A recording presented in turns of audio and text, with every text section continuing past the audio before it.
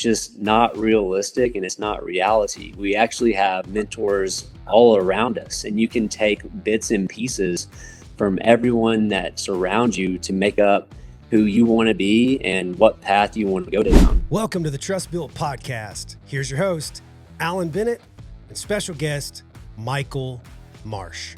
Welcome to the show. Hey, Alan, thank you so much. I really appreciate you reaching out and being a fellow Arkansan, and also giving the opportunity for other Arkansas business owners to jump on and learn about them and hear about them. So I appreciate you having this platform. Yeah, well, having Arkansas-based businesses, everybody knows Walmart or J.B. Hunt, some of the bigger name, Tyson, is another one. But there's a lot of great businesses that start here in the state of Arkansas. So I'm glad you were willing to come on and have a conversation with me about your business. The way I like to start is just a brief background of who you are, if you grew up in this state, and then what led you up to the point of starting your business. We'll get into the entrepreneurship shortly, but I just want to get a little background of what you were doing that led to entrepreneurship. Yeah, Alan. So I grew up here in Arkansas, specifically Little Rock, and I was born and raised here. My mom was a registered nurse. My grandma was a registered nurse, and my great-grandma was a registered nurse. So my mom really steered me in the path of healthcare and specifically nursing. And so when I got a little bit older, got into high school, she taught me about the different, advanced practices that nurses can do, including anesthesia. And that really drew my attention. I actually shadowed a couple of CRNAs throughout my time in high school and in college, and decided, I think this is something I want to pursue. But first, you have to get your bachelor's in nursing. So I did that. And then you are required to work in the intensive care unit for a certain time period, usually 2 years or more. So I worked in ICU after getting my bachelor's in nursing. I did that for 2 years, and then I applied for CRNA school or anesthesia school. And luckily got accepted to Jonesboro, Arkansas State University. And I went up there and completed their 2.5-year program and became a certified registered nurse anesthetist after completing boards.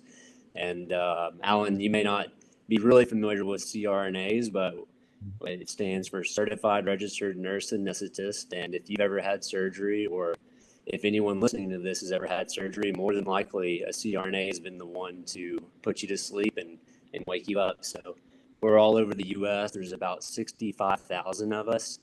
And so next time you're in surgery, you can say hi to the CRNA.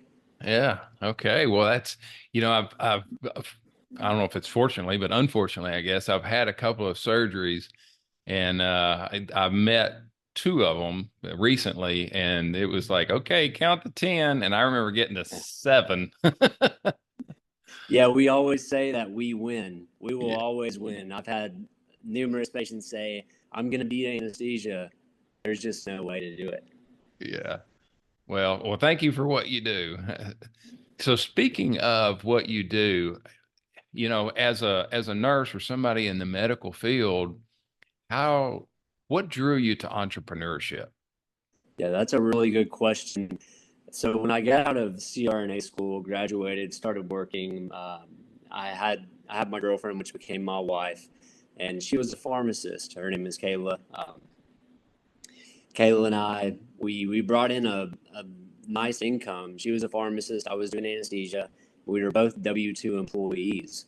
And as soon as I started to realize, man, we pay so much in taxes, and what can we do about this? I started really researching finance, tax stuff. I would listen to podcasts, watch YouTube videos, read books, all over finance and taxes, and what can I do about this tax burden that we have as employees. And I'm always about, still to this day, you want to keep more, or you want to keep more of what you make, so how can I do that? How can we do that? And everything kind of led to, you should probably start a business, because with the business tax codes and expenses and all these things, you can keep more of what you make in your pocket. So I started looking into, well, what kind of business, what kind of need is there I know about anesthesia. I know about CRNAs. I know about hospitals.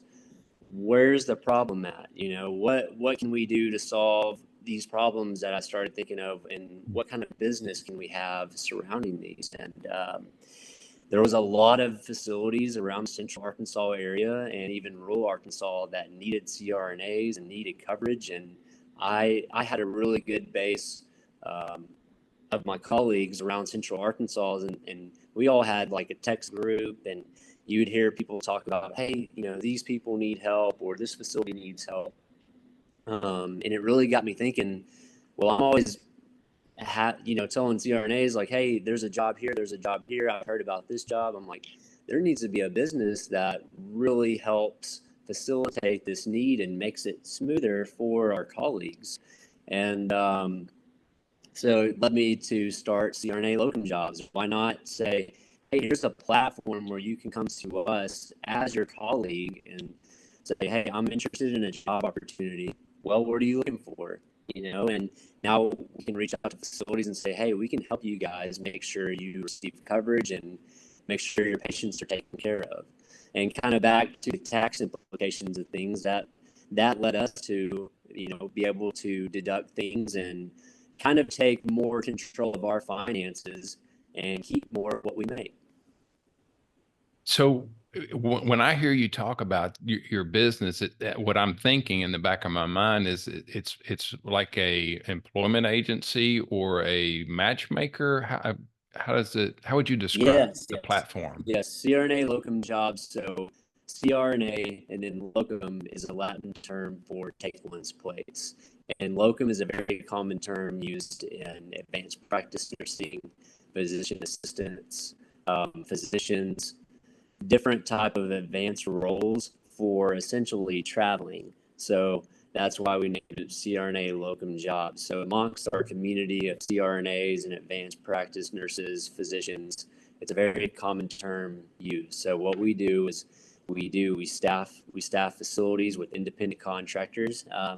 They're not employees of our company, and they're not employees of the hospital. These are independent contractors, and they go in and usually work 3, 6, 9 month, 12-month assignments. And we also do permanent placement as well. If you're a facility and you need a permanent hire, we're happy to help you do that. And we place a lot of permanent CRNAs in positions that they wouldn't have found otherwise. So we're able to help facilities in multiple ways and ensure that they can have their patients taken care of. So from a demand standpoint, from what little I do know about the healthcare field, some areas are in high demand, some not so much. Would we look at this as an OR or an anesthesia specific? What kind of demand do you see for the services of the jobs that you help with? Yeah, there's a huge demand right now. And even when I started this in late 2018, early 2019, there was starting to become a larger and larger demand for anesthesia providers. And as we all know, currently, there's a huge need for just healthcare workers in general. But going back to 2019, CRNAs for the longest have always been in hospitals, major hospitals doing anesthesia there, but our services started to be needed in GI clinics, in ophthalmology clinics, pain clinics. Now we service dentists who are doing sedation and general anesthesia outside of the hospital. Um, and then we also, as CRNAs, we went from having a master's program to now majority of all schools are now doctorate prepared. So the classroom sizes are a little bit smaller and they're not putting out as many students. So there was a huge culmination of things that were leading to a staffing shortage of anesthesia. And then you had COVID hit and we had more CRNAs retire and maybe cut down on their hours. So it really led to this really high demand, which was already there. And then you had COVID really add to that. So there's just numerous factors and a culmination of things that have led to where we're at today. And we're doing our best to make sure these patients have really good care and get seen in ambulatory surgery centers, all off-site, centers, like I said, GI, ophthalmology, pain, dentistry, as well as your major hospitals. So that really led to a huge need, and it's a continued need. I know we talked about how I started at this in Arkansas, and before just a few months into it, we got into Kansas, Missouri, and Mississippi. And now today, almost 6 years later, we're in 42 or almost 40, I believe 43 states. So the need is there, and our services have been used by lots of facilities, and we continue to expand that. Well, that's, the thing that what I do for a living is exit planning, and I help people prepare their business for sale. And how do we set it up and make that business sellable? And what I'm hearing you say is there's growth potential with your business. So that's all great to know that there's growth, but let's take one step back. And this is the one, as an entrepreneur, that most people struggle with. Is you see the demand, you come up with a system to address that demand. Now you got to pull the trigger. Now it's time I am going to be an entrepreneur. Can you share, because I know you've got the story, share that pivotal moment that you're like, I'm doing this. Tell me about that. Frame that up for us. Yeah, there's actually, I didn't read this till maybe the last year, but it was the exact situation I was in. And I'll tell you the book, it was called Traction. And one of the chapters is actually called Let Go of the Vine. And it really hit home with me reading just a few paragraphs of that chapter. It's like, yeah, that's exactly where I was. And so it gives you a visualization, and it plays an analogy of you're walking across a bridge and you slip and fall, and you hold on to this vine, and you can't really see the bottom. You don't know what's going to happen if you do fall, but there's this voice at the top of the bridge saying, let go of the vine. And that's exactly where I was, and a lot of entrepreneurs are. They're really nervous, scared to take the leap and to take on more risk. And me holding onto that vine, that was me being a full-time employee at my current job. And so I had this business that was essentially a side business that was becoming very successful, and had a lot of progression left. And I was still holding on to this vine, like, well, I have this job, I have benefits, I have a retirement. And the hardest thing to do was to let go of that vine and say, hey, I'm going to leave this W-2 job. I'm going to continue to help my colleagues find awesome jobs for short-term, long-term, and permanent placement. And I'm going to do this thing. I want to make sure that this company gets the full benefit of what we can do. And me holding on to that vine and continuing to go to a full-time job, I wasn't giving our colleagues what they needed and what we could actually do for them. So that was the pivotal moment. I let go. I quit my job. My wife had quit her job actually 6 to 12 months before, and was helping us full time. So she wasn't in the pharmacy anymore. She was helping do all the things related to the business. And then I let go of the vine, and ever since then, it's just continued to be a rocket ship. So I think that's the hardest part for entrepreneurs, is to give things up that they know they need to really be successful. It doesn't have to be a W-2 job, but whatever is holding you back, make that leap, take the risk. If you want to be successful, unfortunately, you have to be uncomfortable, and you have to make changes.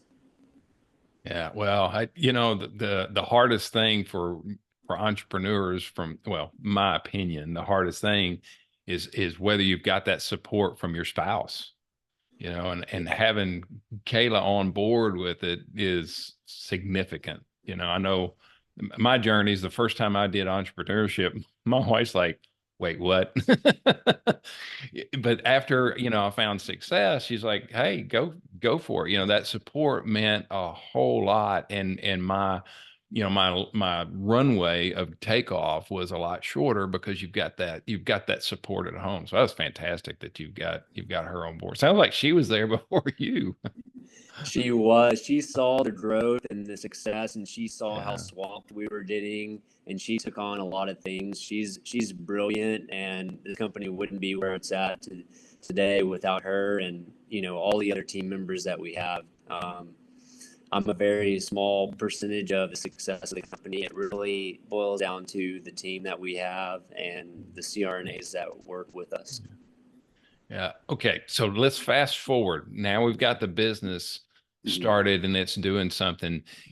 Most entrepreneurs have the story about that pivotal moment that, between am I really going to make it and being convinced that we are going to make it. It's just a matter of fine tuning. Share your story about that moment. What was it that was pivotal in your business to where you became completely confident that this thing was going to go? Yeah, I get this question often, and also I get asked a lot, what is your 3-year plan? What does it look like for 3 years? What does it look like for 5 years for you guys? And it is really hard for me to answer that because I tell people our 3 years, that comes in usually a 6-week time period.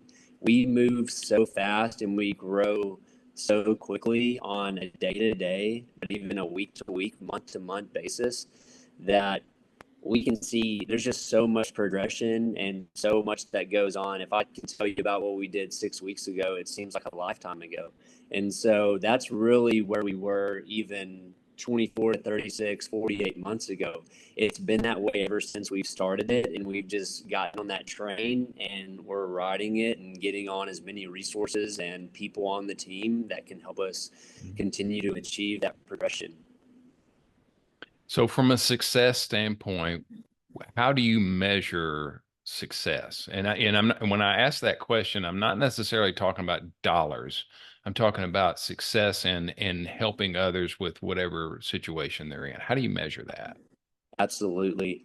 Yeah. Nothing feels better than when a facility calls you, sends you an email, and really it means even more when it's a rural facility. So you can imagine there's tons of metropolitan areas in these big cities, and they have quite a bit of healthcare staff. But when it comes down to our rural communities, these patients aren't getting the care they need because they don't have the resources, whether that be physicians or nurses or surgery. But in our case, we're able to provide anesthesia services and have that patient come have surgery at their local hospital that they've needed. So when we hear from facilities that say, hey, thank you guys so much, we were able to continue services at our hospital, that's when you know you're successful and you're doing the right thing and you have something going on. And also when these CRNAs call and email you and text you and say, hey, I would have never done this thing without you guys. I was a full-time W-2 employee. I said, hey, I'm going to make the leap. I'm going to do this locum journey. I'm going to go to my favorite spot I've always wanted to go, or a state that I've wanted to venture into for 6 months. And I'm going to check it out, and at the same time, I'm going to meet new people. I'm going to learn a new skill set. I'm going to be in a different OR. And at the same time, on the weekends or my off time, I'm going to explore and make more money. So when we get those messages that says, hey guys, thank you so much. I'm never going to be a W-2 employee again. I'm going to continue to travel and kind of live out my dream. And live out this locum journey, it really does mean a lot. And that's really the true success of the company, is being able to help facilities provide care to their community and to help CRNAs venture out into the locum world, make more money, help them create their own business, and they can explore new opportunities in new cities and do all the things they've always wanted to do without being tied down to a full-time job. Oh yeah, for somebody like me, that speaks to me. I'm not a nurse, so I can't capitalize on it. But that it's funny that entrepreneur mind is out there, and sometimes they just need a seed or the opportunity to take advantage of it and move forward. So. Yes. Yeah. So let's go to the opposite end. Let's talk about adversity. your business is growing and you've matched people that need a need with people that can supply help for that need. Where does adversity, where do you see that in your line of work? Daily. Absolutely. And I think any entrepreneur in any service line or industry would pretty much give you the same answer. It's almost, I grew up playing baseball, so the very basic, similar analogy is you get up to bat, and if you're batting 250, 300, you're doing well, and where we're at with our company and a lot of companies, I mean, this is essentially kind of a sales position. We have to convince facilities why they should use us and how we can save them money and how we can get them coverage. So when you call up a facility or you're talking to administration with facilities, you're going to get the answer no a lot. No, we're not interested. No, we don't. We're not wanting to do this at this time. So it's very discouraging, but at the same time, you just have to know that we believe in what we can do. And if you say no, that's okay. We want to leave you with value, and we want to provide, hey, this is what we can do for you guys. And actually, this is how the market is. And we just want to chat with you like an individual and a colleague as a CRNA, not just selling you on, hey, we can find staff for you guys. Hey, where are you at in the market? Where are you guys at with full-time providers or PRN providers? What does that look like for you guys? How can we help? Not even from a business standpoint, but just from an environment standpoint. And if you guys have any questions, let us know. So we really try to just provide our clients with value, whether or not they use us for our services, that's okay. We just want to really help healthcare in general. But at the same time, like I said, we get told no a lot. And if I were to shut down the company or never start the company based on the no's, it wouldn't exist today. So I'm sure you hear that a lot, Alan, and I'm sure you've had in your entrepreneurial days that you've had a lot of no's sent your way as well. Oh, yeah. It started when I was dating my wife. She said no all the time. Yes. All right. So let's talk about your service that you do. Let's talk about your team. Yes. How do you utilize your team? What part does that team play in making the business successful? Yeah. I have one of my mentors. He has a company with him and his wife, and they run a really good business. And every time you walk into the doors of their company, you're amazed and wowed at the staff. And you're like, I've never met such nice people that have been in an industry or a business. And where that comes from is the leaders of that company. It comes from my mentors, him and his wife. They're the most genuine, nicest people you've ever met. Super respectful to everyone, including their supervisors that they have hired, directors, their staff. But really what happens is however you set an environment and whatever culture you have in your company, that's actually, you're going to see that from the bottom up and from the top down. So making sure that we have a super positive culture here. We have several values too. So we have we're genuine, compassionate, and we really hone on those. Like, we are who we are. We're CRNAs. We're going to tell you the truth. We're compassionate in that the fact that we really enjoy what we do, and we're really trying to help. So we really want facilities to understand and to say, like, yeah, Michael and his team, they really want to help us, not just send us somebody, but send us somebody that's good and that meets these requirements. And our third value is authenticity.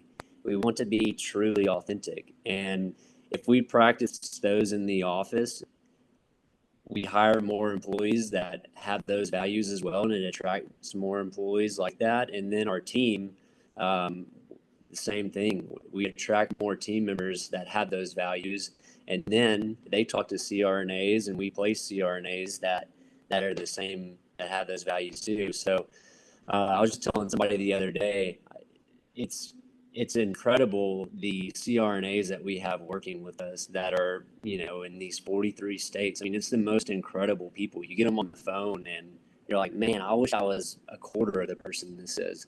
And it's reflected, and it's a wonderful thing because it reflects so greatly on our company that these people are great people and provide a good service and are respectable and responsible.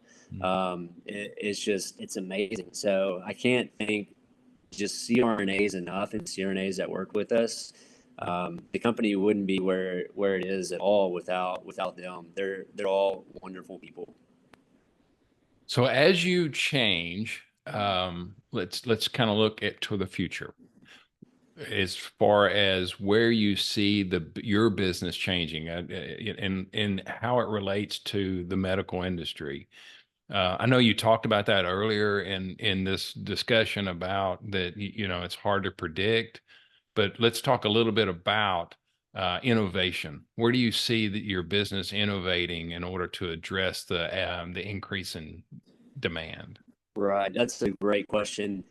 So we meet with our team weekly, and we do a lot on social media. We do a lot of trending in healthcare, and we always want to adapt change. And I think that's really hard for people, especially when they get kind of used to something, to say, I don't want to take that on, or I don't want to try that system. I don't want to try this marketing. I don't want to try this. You have to always be open for change. Always, I would tell any entrepreneur, regardless of what's working, be open for change and look for change. What's successful today may not be successful a month from now. So always be open to any kind of change and adapt that change, and then get good at it, and then realize, oh, I have to change again. And I'm talking anything from computer systems to marketing to hiring certain individuals. Always be open to any kind of change. And it kind of goes back to being uncomfortable is being successful, because that means you're changing. And I've just seen a lot of companies and a lot of people who don't adopt or adapt to any kind of change, and they stay stuck where they are. And that's not something we want to do. And it's not a service we want to provide to our CRNAs or facilities. We always want to stay a step ahead and be able to adapt anything that comes along and say, yeah, let's try that. Let's keep moving forward.